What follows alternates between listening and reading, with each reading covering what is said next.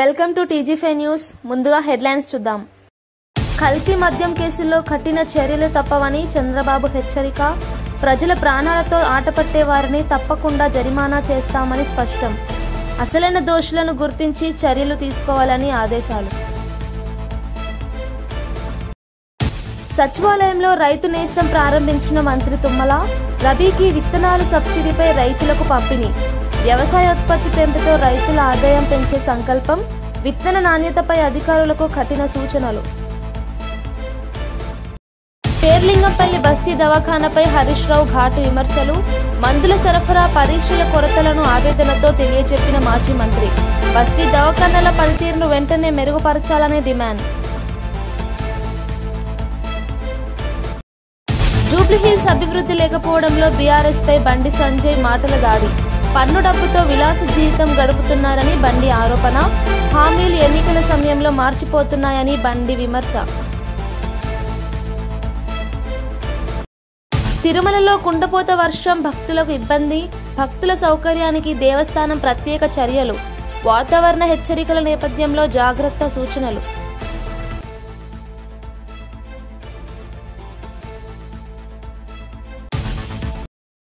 రాష్ట్ర వ్యవసాయ రంగానికి ఊతం ఇవ్వాలనే లక్ష్యంతో సచివాలయంలో రైతు నేస్తం కార్యక్రమాన్ని మంత్రి తుమ్మల నాగేశ్వరరావు ప్రారంభించారు. ఈ సందర్భంగా రబీ 2025-26 సీజన్ కు సంబంధించిన వేరుశెనగ, పొద్దుతిరుగుడు, కుసుమ విత్తనాలను సబ్సిడీపై రైతులకు పంపిణీ చేశారు. రాష్ట్రంలో వ్యవసాయోత్పత్తి పెంపుతో పాటు రైతుల ఆదాయం పెంచేందుకు ప్రభుత్వం కట్టుబడి ఉందని మంత్రి తుమ్మల తెలిపారు. వ్యవసాయ అభివృద్ధి రాష్ట్ర సమృద్ధికి పునాది అని చెప్పారు. రైతులు సాంకేతిక పద్ధతులు అవలంబించి ఉత్పత్తి పెంచాలని సూచించారు. విత్తనాల నాణ్యతను అధికారులు ఖచ్చితంగా పరిశీలించాలని ఆదేశించారు.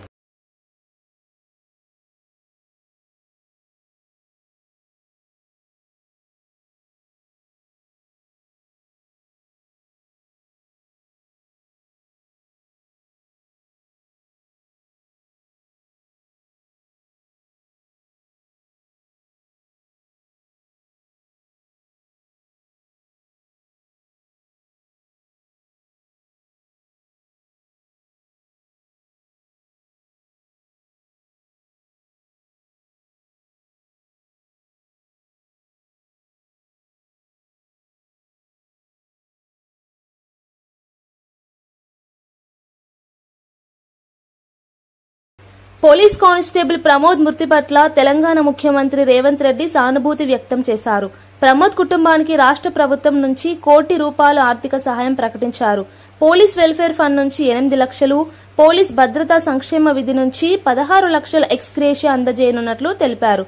అదనంగా 300 గజాల స్థలం కేటాయించి కుటుంబంలోని ఒకరికి ప్రభుత్వ ఉద్యోగం కల్పిస్తామని ప్రకటించారు.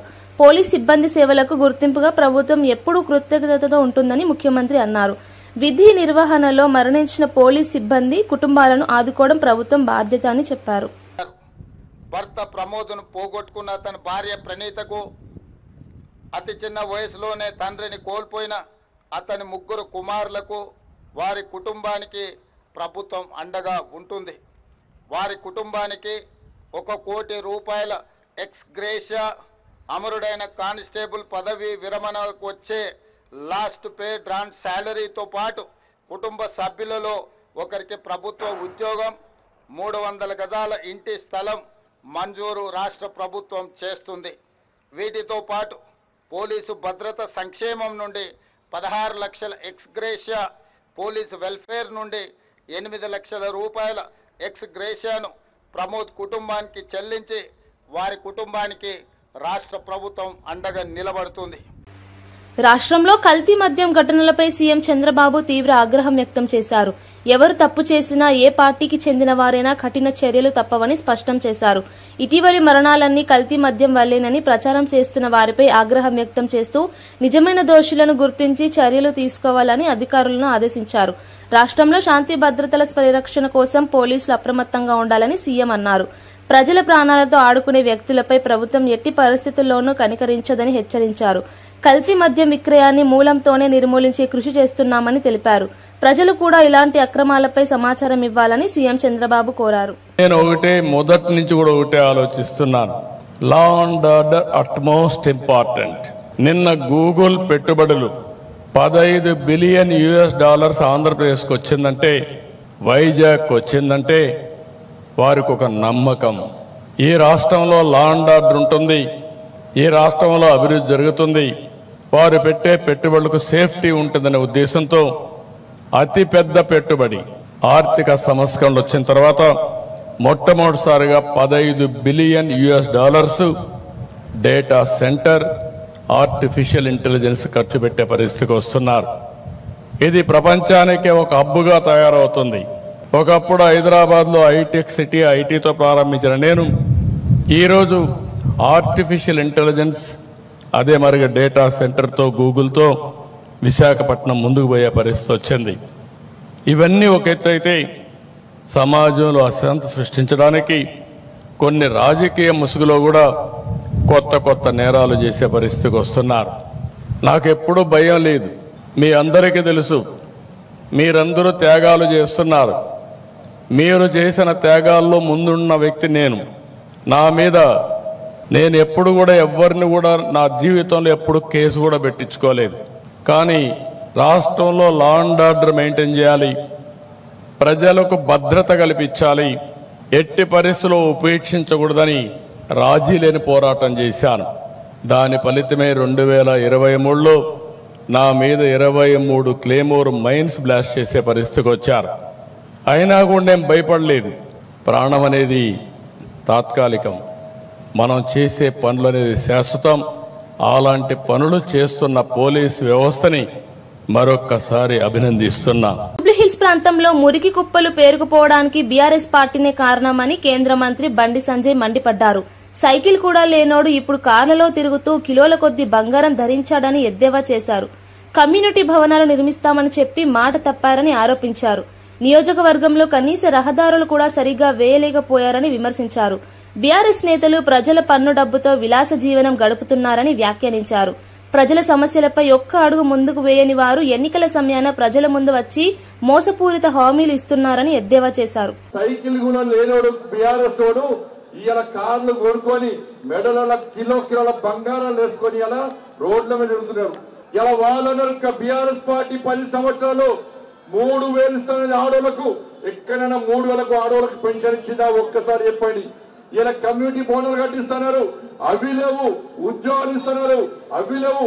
మొత్తం రోడ్లు వేస్తున్నారు, అవి ఇలా బీఆర్ఎస్ పార్టీలు. బీఆర్ఎస్ అంటే బందిపోట్ల రాష్ట్ర సమితి అని ఎమ్మెల్సీ అద్దంకి దయాకర్ విమర్శించారు. ఏఐసీసీని విమర్శించే స్థాయి కేటీఆర్ కు లేదని ఆయన స్పష్టం చేశారు. దానం నాగేందర్ పేరుతో నీతి గురించి మాట్లాడుతున్న కేటీఆర్ తలసాని సబితమ్మకు మంత్రి పదవులు ఇచ్చినప్పుడు ఆ నీతి ఎక్కడికి పోయిందని ప్రశ్నించారు. బావ బామ్మార్దులు ఇద్దరూ చెరోవైపు తిరుగుతూ ప్రజలను మభ్యపెడుతున్నారని ఎద్దేవా చేశారు. బీసీ బంద్ సమయంలో కేటీఆర్ కనిపించకపోవడం ఆయన దౌర్భాగ్యమని వ్యాఖ్యానించారు. బీఆర్ఎస్ నేతలు ప్రజల సమస్యలపై మాట్లాడే స్థితి కోల్పోయారని దయాకర్ అన్నారు.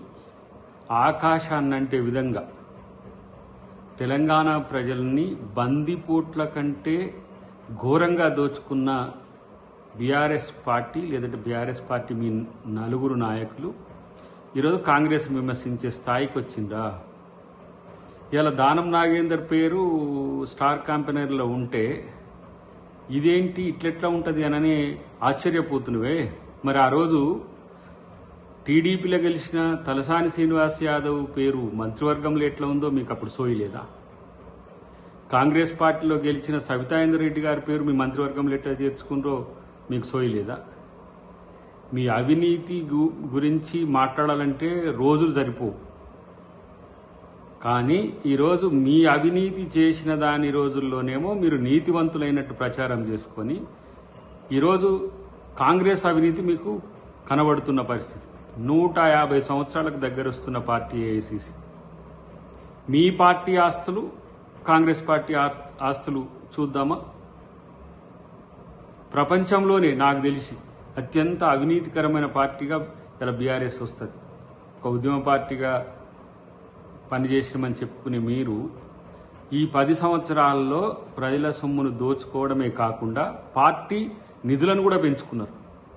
లక్షల కోట్ల రూపాయల తెలంగాణ సంపదను దోచుకోవడం ఒక ఎత్తు అయితే, పార్టీకి కూడా నిధులను సమకూర్చి దేశంలోనే ఏ ప్రాంతీయ పార్టీకి కాంగ్రెస్ పార్టీ స్టార్ క్యాంపెయినర్ల లిస్టులో దానం నాగేందర్ పేరు ఉండటంపై బీఆర్ఎస్ వర్కింగ్ ప్రెసిడెంట్ కేటీఆర్ తీవ్ర వ్యాఖ్యలు చేశారు. దానం నాగేందర్ ఏ పార్టీలో గెలిచారు, ఏ పార్టీ కోసం క్యాంపెయిన్ చేస్తున్నారు అనే ప్రశ్నలు విసిరారు. కాంగ్రెస్ అంటే ఇప్పుడు ఆల్ ఇండియా కరప్షన్ కమిటీగా మారిందని ఎద్దేవా చేశారు. మా పార్టీలో గెలిచిన నాయకులను తమ జాబితాలో పెట్టుకోవడం కాంగ్రెస్ పార్టీ నైతిక పతనానికి నిదర్శనమని కేటీఆర్ అన్నారు. స్పీకర్ దగ్గర ఫిరాయింపు ఎమ్మెల్యేలు పార్టీ మారలేదని అబద్దాలు చెబుతున్నారని విమర్శించారు. ప్రజలకు నిజం తెలిసేలా తాము నిరంతరం పోరాడతామని తెలిపారు. స్టార్ క్యాంపెయినర్ లిస్ట్ ఎట్లా వస్తుందా? దానం నాగేందర్ పేరు స్టార్ క్యాంపెయినర్ కాంగ్రెస్. ఏమైనా నీతి ఉందా వాళ్ళకు? ఏమైనా రీతి ఉందా? అసలు ఏమైనా ఇజ్జత్ ఉందా అంటున్నాను నేను కాంగ్రెస్ పార్టీకి. ఎంతసేపు కొట్లాడుకున్నాడు, ఎంతసేపు అని ఇంకోటి ఎమ్మెల్యేలకు కూడా పార్టీ మారిన వాళ్ళకి ఏమైనా సిగ్గుందా? అది ఏ పార్టీలోనే ఉంటే చెప్పలేని దౌర్భాగ్యం ఏంది నాకు అర్థం కాదు. చెప్పు దమ్ముంటే నేను కాంగ్రెస్లో పోయినా, అవసరమైతే ఉప ఎన్నిక కొట్లాడతా, నాకు ప్రజల మేమేదో పెద్ద పొడి చేసినాం, అద్భుతాలు చేసినాం, 2 ఏళ్లలో నువ్వు విజయోత్సవాలు చేస్తున్నారు కదా, చేయి రాండ్రి ఎలక్షన్లకు. ఎవరు వద్దన్నమా? అల్టిమేట్ ఇక ఆల్ ఇండియా కాంగ్రెస్ కమిటీ కాదు, దాని పేరు ఆల్ ఇండియా కరప్షన్ కమిటీ. దానికి నాయకుడు ఖార్గే గారు, రాహుల్ గాంధీ గారు. ఈ all India corruption committee, all India corrupt Congress ఏదైతే ఉందో మరి ఎట్లా కరప్ట్ చేస్తుందంటే, మా పార్టీలో గెలిచిన 10 మంది ఎమ్మెల్యేలని తీసుకుపోవడమే కాకుండా స్పీకర్ గారి కాడనేమో అబద్దాలు, లే మేము పార్టీ మారలేని అబద్దాలు, బయటనేమో స్టార్ క్యాంపెయినర్లలో ఏఐసీసీ లిస్ట్ ఇచ్చింది. అందులో సిగ్గు లేకుండా ఖైరతాబాద్ ఎమ్మెల్యే దానం నాగేందర్ పేరు కూడా ఇచ్చిందంటే ఎంత గొప్పగా పనిచేస్తుందో కాంగ్రెస్ పార్టీ దీన్ని బట్టి చెప్పొచ్చు. తాడిపత్రి అడిషనల్ ఎస్పీ రోహిత్ కుమార్ చౌదరిపై ZP chairman JC Prabhakar Reddy మండిపడ్డారు. ఇలాంటి ఎస్పీని తాను ఎప్పుడూ చూడలేదని, విధుల్లో నిర్లక్ష్యం వహిస్తున్నారని విమర్శించారు. రాళ్ల దాడి జరుగుతుంటే ఇంట్లో కూర్చుని ఘర్షణ పూర్తయ్యాక బయటకు వచ్చారని ఆరోపించారు. తాడిపత్రిలో క్రైమ్ తగ్గకపోవడానికి కారణం పోలీస్ వ్యవస్థలోని లోపాలేనని పేర్కొన్నారు. చంద్రబాబు ప్రభుత్వం బాధ్యతగా వ్యవహరించడంతోనే నేరాలు తగ్గాయని చెప్పారు. ఎస్పీ తన విధుల్లో విఫలమైతే బాధ్యత తప్పదని హెచ్చరించారు. ప్రజల రక్షణ కోసం నియమించుకున్న అధికారులే నిర్వీర్యంగా మారడం దురదృష్టకరమని వ్యాఖ్యానించారు.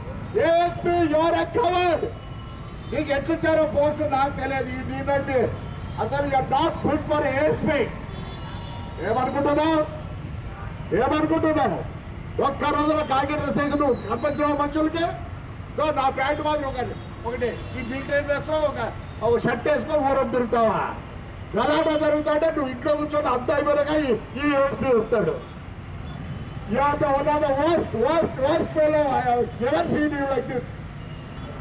అని స్టైల్గా చెప్తావా ప్రెస్ మీట్లో? నేను వచ్చిన తర్వాత క్రైమ్ తగ్గిందంట. నువ్వు వచ్చిన తర్వాత కాదు క్రైమ్ తగ్గినది, తెలుగుదేశం వచ్చిన తర్వాత క్రైమ్ తగ్గింది. నువ్వు ఎస్ఐ సిఐ లేకపోతే పోలీస్ కానిస్టేబుల్ పోతే బయటికి రాలేవు. You don't know how to respect people. రాష్ట్రంలో చట్ట వ్యవస్థ అదుపు తప్పుతోందని మాజీ మంత్రి గుడివాడ అమర్నాథ్ ఆవేదన వ్యక్తం చేశారు.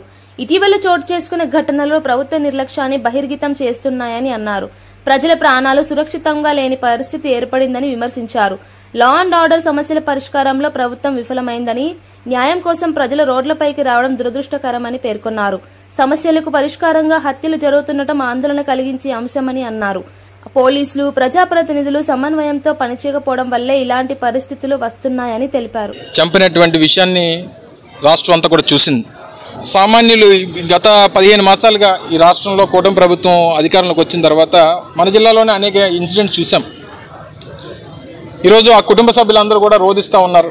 భార్య, పిల్లలు, మనవలు అందరూ కూడా.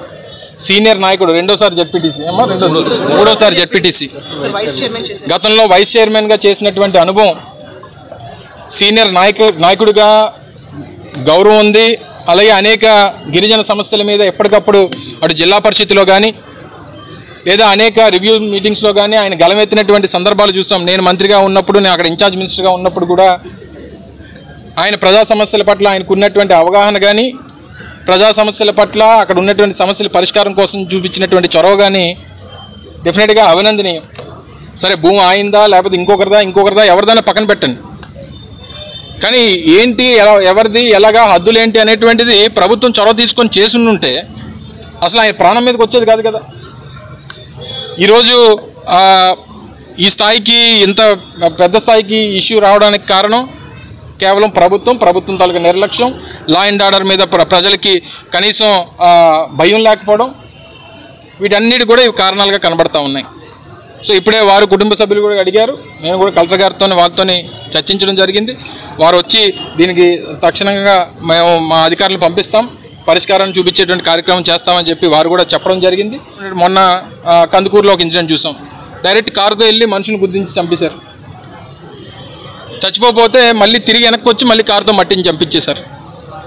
20 రోజులు అయితే తప్ప మళ్ళీ గవర్నమెంట్ దాన్ని పట్టించుకునేటువంటి పరిస్థితులు లేవు. అంటే ఇష్యూ ఎక్కడన్నా ఫ్లేరప్ అయ్యి ప్రజలు రోడ్ల మీదకి వచ్చి ఇబ్బంది పెడితే తప్ప ఇది ఇష్యూగా మేము గుర్తించం అనేటువంటి పరిస్థితిలో ప్రభుత్వం తప్ప అసలు గుర్తించకపోతే ఏమైపోయినా పర్వాలేదు అనేటువంటి విధంగా ప్రభుత్వం తాలూకు వ్యవహార శైలి ఉంది. సో ఇందులో ఈ ఇష్యూస్లో ఎవరైతే ఒక 6గురిని ఎంతమంది కస్టడీలోకి తీసుకున్నారని చెప్పి పోలీసులు చెప్తా ఉన్నారు. దీనికి కారకులైనటువంటి అజయ్ కుమార్ అని చెప్పి ఒక వ్యక్తి ఎవరైతే శేర్లింగంపల్లి వస్తీ దవాఖానాను పరిశీలించిన మాజీ మంత్రి హరీష్ రావు పలు అంశాలపై తీవ్ర వ్యాఖ్యలు చేశారు. కేసీఆర్ ప్రభుత్వం ఏర్పాటు చేసిన బస్తీ దవాఖానాలు పేదలకు ప్రాణాధారంగా నిలిచాయని గుర్తు చేశారు. రేవంత్ రెడ్డి ప్రభుత్వం వచ్చాక ఈ దవాఖానాలకు సుస్థి పట్టిందని విమర్శించారు. గత 6 నెలలుగా వైద్య సిబ్బందికి జీతాలు ఇవ్వకపోవడం దారుణమని అన్నారు. B12 హార్ట్ టెస్టులు 50 రకాల మందులు అందుబాటులో లేవని పేర్కొన్నారు. అభివృద్ధిని పక్కన పెట్టి ప్రభుత్వం మద్యం టెండర్లపై దృష్టి పెట్టిందని ఆరోపించారు. వాళ్ళు న్యాయం చేయగలుగుతారు అంటే రేవంత్ రెడ్డి ప్రభుత్వం చెప్పేదేమో ఒకటి, చేసేది ఒకటి. చెప్పడం ఏం చెప్తున్నారు, 1వ తారీఖుకే అందరికీ జీతం ఇస్తున్నామన్నారు. మరి వీళ్ళకి 6 నెలల నుంచి 5 నెలల నుంచి ఆ డాక్టర్ గారికి, ఆ స్టాఫ్ నర్స్ కు, అక్కడ పనిచేసే కంపౌండర్ కు జీతం వచ్చే పరిస్థితి లేదు. జీతం సంగతి అట్లుంటే మందులన్నీ ఉన్నాయా? నేను డాక్టర్ గారిని, స్టాఫ్ నర్స్ ని అడిగాను. ఆ రోజు వైద్య ఆరోగ్య శాఖ మంత్రిగా కేసీఆర్ గారి నాయకత్వంలో నేనున్నప్పుడు 110 రకాల మందులు బస్తీ దవాఖానలో ఇచ్చేవాళ్ళం. ఇప్పుడు ఎన్ని రకాల మందులు ఉన్నాయమ్మా అని అడిగాను. అంటే 60-70 రకాల మందులు ఉన్నాయి సార్, ఒక 40-50 రకాల మందులు లేవు, సప్లై లేదు సార్ అన్నారు. అంటే 40-50 రకాల మందులు ఇవాళ బస్తీ దవాఖానలో పేదలకు అందుబాటులో ఉండడం లేదు. చిన్న చిన్న సిరప్స్ గాని బేసిక్ గోళీలు కూడా ఇవాళ బస్తీ దవాఖానలో అందుబాటులో ఉండడం లేదు. అంటే 40-50 రకాల మందులు లేవు. అక్కడ పేషెంట్స్ ను పలకరిస్తే ఏమంటున్నారంటే, సార్ కొన్ని గోళీలు ఇస్తున్నారు, కొన్ని బయటకు చిట్టి రాస్తున్నారు, కొనుక్కోమంటున్నారు, లేకపోతే కొండాపూర్ ఆసుపత్రికి పొమ్మంటున్నారు, కానీ మాకు అన్ని రకాల వైద్యం ఇక్కడ అందుబాటులో దొరకడం లేదు అంటున్నారు. అదేవిధంగా టెస్టులు చూస్తే B12 టెస్ట్ గాని, విటమిన్ D3 టెస్టులకు రీఏజెంట్స్ లేవట. అంటే మిషనరీ అంతా కేసీఆర్ ప్రభుత్వమే కొన్నది. ఆ టెస్ట్ చేయడానికి కావలసిన రీఏజెంట్ సప్లై లేకపోవడం వల్ల ఇవాళ టెస్టులు కూడా టీ డయాగ్నోస్టిక్ సెంటర్ లో జరగడం లేదు అన్నారు. అంటే రేవంత్ రెడ్డి గారు మాటలకు ఎక్కువ, చేతలకు తక్కువ. ఇవాళ కనీసం బస్తీ దవాఖానలో మందులు సరఫరా చేసే తెలివి లేకపోయి, టీ డయాగ్నోస్టిక్ సెంటర్ లో రీఏజెంట్ సరఫరా చేసే తెలివి లేకపోయి, గా డాక్టర్లకు కనీసం గా జీతాలు వస్తున్నాయా లేవా రివ్యూ చేసే టైం లేదా రేవంత్ రెడ్డి గారు నీకు? నేను అడుగుతా ఉన్నా. ఇవాళ రేవంత్ రెడ్డి గారు ప్రభుత్వంలో ఎట్లా తయారైపోయిందంటే, మొన్ననే చూశాం కొడంగల్లో 108 సకాలంలో రాకపోవడం వల్ల ముఖ్యమంత్రి నియోజకవర్గంలోనే పేషెంట్ చనిపోయిండు. సకాలంలో 108 అందకపోవడం వల్ల, వైద్యం అందకపోవడం వల్ల ఇవాళ మనుషులు చనిపోతున్నటువంటి పరిస్థితి ఏర్పడ్డది. ముఖ్యమంత్రి గారు ఎంతసేపు ఇవాళ ఆయన వచ్చిన తర్వాత ఏ రోజు కూడా ఆయన గురించి ఆలోచించుకుంటున్నారు. హైదరాబాద్ గాంధీ భవన్ లో టీపీసీసీ అధికార ప్రతినిధి, GHMC floor leader Darpalli Rajasekhar Reddy media సమావేశం నిర్వహించారు. ఈ సందర్భంగా రాష్ట్ర రాజకీయ పరిణామాలపై ఆయన తీవ్రంగా స్పందించారు. ప్రజా సమస్యల పరిష్కారంలో కాంగ్రెస్ ప్రభుత్వం సమర్థంగా పనిచేస్తోందని తెలిపారు. బీఆర్ఎస్ పార్టీ నిరుపయోగ విమర్శలతోనే పరిమితమైందని ఎద్దేవా చేశారు. పేదలకు గృహాలు, యువతకు ఉద్యోగాలు, రైతులకు మద్దతు ధర అందించడంలో ప్రభుత్వం స్పష్టమైన విధానంతో ముందుకెళ్తోందని చెప్పారు. రాష్ట్ర ప్రజల్లో అభివృద్ది పదంలో కాంగ్రెస్ సర్కారును విశ్వసించి ముందుకు తీసుకెళ్తారని అన్నారు. రెడ్డి గారు బీసీలు బాగుపడాలనే ఉద్దేశంతో ముందుకు తీసుకొస్తే వాళ్ళని పట్టుకొని మీరు ఆ రోజు ఉన్నది ఎవరు స్టేజ్ పైన?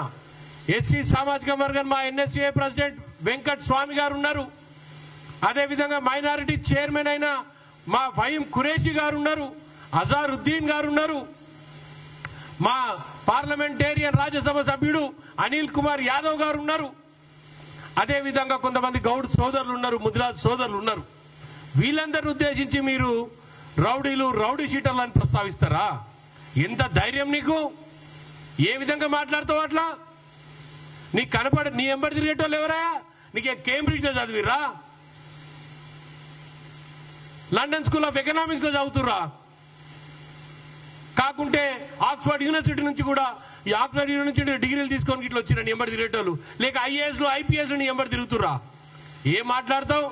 నేను కేటీఆర్ గారిని కోరుతున్నా, ఖచ్చితంగా దీనిపైన ఎక్స్ప్లెనేషన్ ఇవ్వాల్సిన అవసరం ఉన్నది. రాష్ట్రంలో ఒక దిక్కు బీసీ రిజర్వేషన్ల కోసం కొట్లాడుతున్న కాంగ్రెస్ పార్టీకి అండగా ఉండాల్సిన బీసీలను ఉద్దేశించి, ఎస్సీలను ఉద్దేశించి, ఎస్టీలను ఉద్దేశించి మాట్లాడుతున్న టీఆర్ఎస్ పార్టీ రానున్న జూబ్లీస్ ఎలక్షన్ లో ఏ విధంగా గెలుస్తుందో నేను కూడా చూస్తా. ఎలక్షన్ లో ఖచ్చితంగా బీసీ, ఎస్సీ, ఎస్టీ మైనార్టీలు, అదే విధంగా మా రెడ్డి సోదరులు, అదే విధంగా కమ్మ సోదరులు, వెలమ సోదరులు అందరూ కూడా గమనించాల్సిన అవసరం ఉన్నది. సమాజంలో అట్టడుగున ఉన్న వర్గాలు ముందుకు రావాలనే ఉద్దేశంతో తీసుకున్న చర్యల్లో భాగంగా తీసుకున్న నిర్ణయాలను తప్పుపడుతూ వాళ్ళకు హక్కుగా భావిస్తున్న దాన్ని ముందుకు తీసుకొని వెళ్తుంటే వాళ్ళను ఉద్దేశించి ఈ విధంగా మాట్లాడడం ఎంతవరకు కరెక్ట్ ఒక్కసారి ఆలోచన చేయాలి. నేను ప్రెస్ మిత్రులను కోరుతున్నా, మీరు ఎక్కడ పడితే అక్కడ కేటీఆర్ గారిని నిలదీయాలి. అదేవిధంగా అక్కడ ప్రచారానికి వస్తే కేటీఆర్ గారి వాళ్ళ పార్టీ సభ్యులను కానీ ప్రచారంలో అడగాలి. మరి బీసీ, ఎస్సీ, ఎస్టీలు, మైనార్టీలు మీకు రౌడీ చీటలుగా కనబడితే ఇక్కడ ఉన్న వాళ్ళంతా అదే సామాజిక వర్గం చెందిన వాళ్ళం కదా, మరి మా దగ్గరికి ఎందుకు వచ్చారు? మీరు ఏ విధంగా మమ్మల్ని ఓట్లు అడుగుతున్నారు?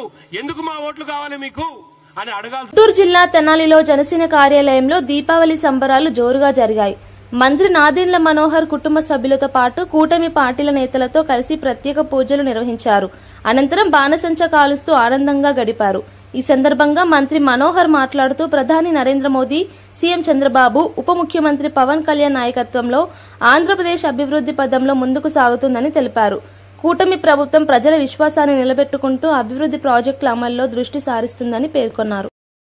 కలిసిమెలిసి ఉండాలో ఆ విధంగా ఒక చక్కటి కార్యక్రమం ఈరోజు మా జనసేన పార్టీ కార్యాలయంలో జరుపుకున్నాం. ఈ సందర్భంగా ప్రతి కుటుంబంలో వెలుగులు నిండాలని, భవిష్యత్తులో కూడా మనందరం కలిసిమెలిసి అభివృద్ధి మరియు సంక్షేమం కార్యక్రమాలు చేసుకుంటూ రాష్ట్ర ప్రజలకి పునరంకితం అవుతూ గౌరవ ముఖ్యమంత్రి గారు చంద్రబాబు నాయుడు గారు, అదేవిధంగా మన రాష్ట్ర ఉప ముఖ్యమంత్రి గారు పవన్ కళ్యాణ్ గారు, కేంద్రంలో నరేంద్ర మోడీ గారి నాయకత్వంతో ఆంధ్రప్రదేశ్కి ఒక ఉజ్వలమైన భవిష్యత్తు, ప్రతి ఒక్కరికి అవకాశాలు కల్పించే విధంగా, అది ఉపాధిలోను కానివ్వండి, వాళ్ళ వ్యాపారంలో కానివ్వండి, లేదా వాళ్ళ విద్యలో కానివ్వండి, సుఖ సంతోషాలతో నిండు మనసుతోటి ప్రతి ఒక్కరికి మా అందరి తరఫున దీపావళి పండుగ శుభాకాంక్షలు. మియాపూర్ పోలీస్ స్టేషన్ అధికారులు ట్రై కమిషనరేట్ ప్రాంతాల్లో సెల్ ఫోన్ దోపిడీ చేస్తున్న 6 మంది నిందితులను అరెస్ట్ చేశారు. మొహమ్మద్ అల్జాజ్, మీర్జా ఫారూక్ బేగ్, సయ్యద్ సాజిద్, మొహమ్మద్ అమీర్, సయ్యద్ ఒమర్, అబ్దుల్ నవీద్లు ఉన్నాయి. వారు 700కి పైగా మొబైల్ ఫోన్లు, ఒక ఆటో రిక్షా, 2 హోండా యాక్టివా వాహనాలు, 2,50,000 నగదు దోచారని గుర్తించారు. వీళ్ళ మోడస్ ఆపరేట్ ఏమంటే ఒక 4 మెంబర్స్ ఉన్నారు. ఎవరైతే ఉన్నారో A1 to A4 Mohammed Ajaz, Farooq Baig, Sajid, అలాగే అమీర్ అని చెప్పేసి వీళ్ళ 4 ఓల్డ్ సిటీలో ఉండేవాళ్ళు. వీళ్ళు ఏం చేస్తారంటే ఒక ఆటో వీళ్ళకి ఎవరైతే ఉన్నారో ఇజాజ్కి ఒక ఆటో ఉంది, వాళ్ళ ఫ్రెండ్ దగ్గర తీసుకుని వాజిద్ అనే దగ్గర నుంచి ఆటో తీసుకొని వీళ్ళు ఈ హైదరాబాద్, సైబరాబాద్ ఈ ట్రై కమిషనరేట్లు ఏంటంటే వీళ్ళు పొద్దున కూడా బయలుదేరి అక్కడి నుంచి వీళ్ళు కొంత ప్యాసింజర్లు వీళ్ళు ఒక అతను ఆటో డ్రైవర్ నడిపిస్తూ ఉంటాడు, ఎజాజ్ A1 అతను ఆటో నడిపిస్తూ ఉంటాడు. మిగతా 3 ఎవరైతే ఉన్నాడు A2, A3, A4 ఇలా 3 ప్యాసింజర్లకు వెనుక కూర్చుంటారు. కూర్చొని ఈ బస్ స్టాప్లలో ఎక్కడైతే ఉంటారో బస్ స్టాప్లకు వెళ్తాం, అక్కడ ఎవరైనా ప్యాసింజర్ ఎక్కించుకుంటారు అనమాట. ముందరికి వెళ్ళాలి అని చెప్పేసి మేము వాళ్ళు అడుగుతారు ఎక్కడికి వెళ్ళాలి అని. వాళ్ళు అడిగినప్పుడు కస్టమర్ వాళ్ళు చెప్తారు మేము పలానా చోటుకి వెళ్ళాలి, మేము అక్కడికి వెళ్తున్నాం కూర్చోమని చెప్పేసి అతను ఎక్కించుకుంటారు. కొద్ది దూరం తీసుకెళ్లిన తర్వాత అతని దగ్గర ఉన్న మొబైల్ ఫోన్ కానీ ఇంకా అటువంటి ఇంకేమో డబ్బులు కానీ అటువంటి ఏమంటే వాళ్ళని లాక్కొని వీళ్ళని భయపెట్టేసి ఆటోలోంచి గెంటేసి పంపించేస్తూ ఉంటారు. ఇటువంటి గత ఏప్రిల్ నుంచి ఈ రోజు గత 6 నెలల నుంచి వీళ్ళు చేస్తూ ఉన్నారు. దాదాపు 700 ఫోన్లు మేము తీసామని వాళ్ళు ఒప్పుకోవడం జరిగింది. ఈ ఫోన్లన్నీ కూడా ఏం చేస్తారంటే ఇప్పుడు A5 ఒకతను ఉన్నారు, ఉమర్ అని చెప్పేసి, ప్లస్ అట్లాగే నవీద్ అని చెప్పేసి A6 ఉన్నారు. వీళ్ళు ఈ ఫోన్స్ అన్ని వాళ్ళు కలెక్ట్ చేసుకుని వాళ్ళు మార్కెట్లో అమ్మేయడం జరుగుతూ ఉంటుంది. ఇది వీళ్ళ ఆపరేషన్. అంటే అన్ని రూట్లో తిరుగుతారు. హైదరాబాద్ లో ఓల్డ్ సిటీ మొదలైన తర్వాత అత్తాపూర్, రాజేంద్ర నగర్, ఈ ఏరియాస్ నార్సింగి, మాదాపూర్ ఇట్లా తిరుగుకుండా, అలాగే ఒకసారి ఇటువైపు ఈ రూట్లో వచ్చినప్పుడు పంజగుట్ట, కుకట్పల్లి, KPHB ఈ రూట్లో వచ్చినప్పుడు ఇట్లా వస్తుంటారు. అంటే ఓల్డ్ సిటీలో ఆల్రెడీ ఇంతమంది వీళ్ళ మీద కేసులు ఉన్నాయి. ఆల్రెడీ 2011 నుంచి వీళ్ళ మీద కేసులు ఉన్నాయి. ఒక A1 మీద 28 కేసులు ఉన్నాయి, A2 మీద ఈ ఫరూక్ బేగ్ మీద 13 కేసులు ఉన్నాయి, అట్లాగే సాజిద్ మీద 14 కేసులు ఉన్నాయి, అట్లాగే ఆమెర్ మీద 2 కేసులు ఉన్నాయి. ఎవరైతే A5 ఉమర్ మీద ఒక కేసు స్నాచింగ్ కేసు ఉంది, చైన్ స్నాచింగ్ కేసు. బట్ వీళ్ళంతా ఒక గ్యాంగ్ లాగా ఏర్పడి గత 6 నెలలుగా ఈ ప్యాసింజర్ లాగా ఎవరైతే అక్కడ మన షేరింగ్ ఆటోస్ తీసుకుంటారో బస్ స్టాప్ లో నిలబడి వాళ్ళ దగ్గర ఈ లోపల ఎక్కించుకున్న తర్వాత ఒకళ్ళని వాళ్ళ దగ్గర బలవంతంగా ఫోన్ లాక్కొని వాళ్ళని ఫోర్స్ఫుల్ గా వాళ్ళని కొట్టి దించేసి వాళ్ళు ఈ ఫోన్ లాక్కొని వెళ్ళిపోవడం ఉంటుంది. ఈ ఆటోకి నెంబర్ కూడా పెట్టుకోరు, ఎందుకంటే ట్రేస్ చేస్తామని చెప్పేసి ఆటో నెంబర్ కూడా తీసేసి వీళ్ళు ఈ విధంగా ఈ అఫెన్స్ చేయడం జరుగుతూ ఉన్నది. వీళ్ళ మీద పాత కేసులు కూడా ఉన్నాయి. మళ్ళీ కూడా అదే ఇంత ముందు గత 2011 నుంచి ఇదే పనిగా ఇదే విధంగా చేస్తా ఉన్నారు. ఫోన్ లాక్కోవడం చేయడం గత ఇంత ముందు అరెస్ట్ కూడా చేయడం జరిగింది వీళ్ళని. అయినా కూడా వీళ్ళు వైఖరి మార్చుకోకుండా ఇదే విధంగా అఫెన్సులు చేయడం అనేది జరుగుతూ ఉన్నది. దీంట్లో ఈ 6 మందిని ఎవరైతే 4 అఫెండర్స్ ఉన్న వాళ్ళు వాళ్ళతో పాటు మిగతా 2 ఎవరైతే ఉన్నారో వాళ్ళకు కూడా తెలిసి ఇవన్నీ దొంగతనం చేసేవని చెప్పి వాళ్ళు కూడా ఇంతమంది వాళ్ళు మొబైల్ షాప్స్ పెట్టుకోవడం జరిగింది. వీళ్ళతో పాటు కలిసి పనిచేయడం జరిగింది. వీళ్ళందరూ కలిసి ఒక గ్యాంగ్ ఏర్పడి ఇవన్నీ చేయడం జరుగుతుంది. కాబట్టి వీళ్ళందరినీ అరెస్ట్ చేయడం జరిగింది. మియాపూర్ పోలీస్ స్టేషన్ మా స్టాఫ్ వీళ్ళని కోర్టు ముందర ప్రొడ్యూస్ చేసి ఫర్దర్ యాక్షన్ తీసుకోవడం జరుగుతుంది. దీంట్లో మొత్తం ఒక 20 ఫోన్లు వీళ్ళ దగ్గర సీజ్ చేయడం జరిగింది. వీళ్ళ దగ్గర అవైలబుల్ ఉన్నాయి, ఫోన్ అమ్మడానికి రెడీగా పెట్టుకున్న ఫోన్లు ఉన్నాయి. అలాగే ఒక ఆటో ఏదైతే యూజ్ చేశారో ఈ అఫెన్స్ లో అదొకటి సీజ్ చేయడం జరిగింది. అట్లాగే హోండా యాక్టివా వెహికల్స్ వీళ్ళైతే కొనుక్కున్నారో అది 2 వెహికల్స్ సీజ్ చేయడం జరిగింది. ఒక 2,50,000 అమౌంట్ ఏదైతే ఉందో దీనికి సంబంధించిన అమౌంట్ అది కూడా సీజ్ చేయడం జరిగింది. వీళ్ళు కోర్టులో ప్రొడ్యూస్ చేసి ఫర్దర్ యాక్షన్ తీసుకోవడం జరుగుతుంది. బులెటిన్ ముగించే ముందు హెడ్లైన్స్ మరోసారి చూద్దాం. కల్తీ మద్యం కేసుల్లో కఠిన చర్యలు తప్పవని చంద్రబాబు హెచ్చరిక. ప్రజల ప్రాణాలతో ఆటపట్టే వారిని తప్పకుండా జరిమానా చేస్తామని స్పష్టం. అసలైన దోషులను గుర్తించి చర్యలు తీసుకోవాలని ఆదేశాలు. సచివాలయంలో రైతు నేస్తం ప్రారంభించిన మంత్రి తుమ్మల.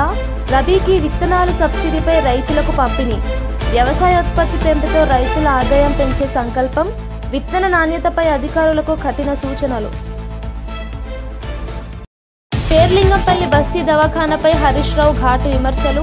మందుల సరఫరా పరీక్షల కొరతలను ఆవేదనతో తెలియజెప్పిన మాజీ మంత్రి. బస్తీ దవాఖానాల పనితీరును వెంటనే మెరుగుపరచాలని డిమాండ్. జూబ్లీహిల్స్ అభివృద్ధి లేకపోవడంలో బీఆర్ఎస్ పై బండి సంజయ్ మాటల దాడి. పన్ను డబ్బుతో విలాస జీవితం గడుపుతున్నారని బండి ఆరోపణ. హామీలు ఎన్నికల సమయంలో మార్చిపోతున్నాయని బండి విమర్శ. తిరుమలలో కుండపోత వర్షం, భక్తులకు ఇబ్బంది. భక్తుల సౌకర్యానికి దేవస్థానం ప్రత్యేక చర్యలు. వాతావరణ హెచ్చరికల నేపథ్యంలో జాగ్రత్త సూచనలు.